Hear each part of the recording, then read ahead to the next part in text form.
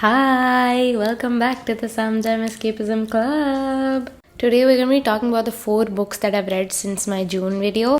Starting off with The Namesake, the premise is that 2 people native to Calcutta marry and move to New York. They raise a family in a foreign land. But the question is, at what point does this land stop being foreign? And what does it mean to have a homeland if it's so far away?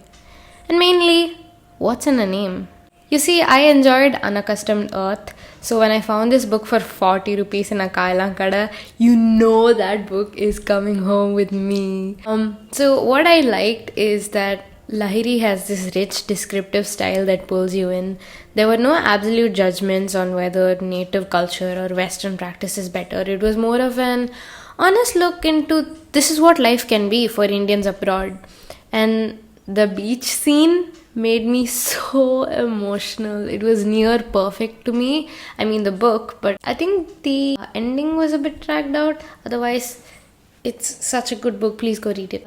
Next, Bahu is something that I picked up at a train station. And I was like, Sudha Murthy, she's good, right? I was so wrong. So let's get the good stuff out of the way. Sometimes you don't want to read a big girl book. You want time pass, something easy to keep you distracted. No judgment, I enjoyed it for that.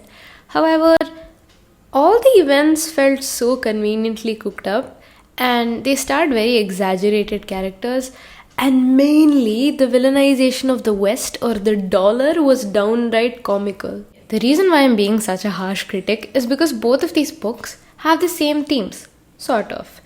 Indian abroad, they struggle with retaining their heritage and they don't know how to embrace the modern. All of that, and it came out in the same year of 2003. But the execution is jarringly different. One felt like a beautiful feature film, which it turned out to be, and the other felt like an Indian TV serial, which it turned out to be. 2 stars for the time pass. I can't be making this stuff up. Moving on, we have My Husband and Other Animals by Janaki Lennon. I got this book from a roadside store thinking it would be a witty commentary on marriage and men. Spoiler alert, it's not. The husband in question is Romulus Whittaker, a wildlife conservationist, and Janaki herself is a writer and animal enthusiast. This book is a compilation of short stories and anecdotes that deals with both the nature of humans and animals in equal parts. I'm going to put the blurb here for you to pause and read. Anyway, if this seems familiar, it's because it used to be a column in the Hindu and it was later compiled into these books. The stories are small and easy to read, and some of them are super interesting, like birds that always find their way home, even miles and miles away, or animals that do drugs. Yeah, her writing is so cheeky and fun, but at the same time, it's not a book you can finish at a stretch. Some stories do feel kind of boring. Overall, it's quite interesting, and I would say check it out if you like reading about wildlife. So I was still craving witty marriage commentary when I found The Wife by Meg Wolitzer. Here's the premise. World-famous novelist Joe Castleman is about to win a prize of great prestige, but his wife Joan wants to leave. Why? That's pretty much the book. It's smart writing, and I love that it captures this certain kind of man or these specific male tendencies that I've never been able to put my finger on, but watching someone else describe it was so validating.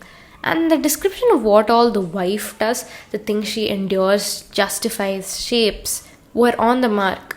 It is a bit repetitive at points about the male and female divide, but here are some quotes from the book that I loved, and I think you should read it if you want to see if you'll be interested.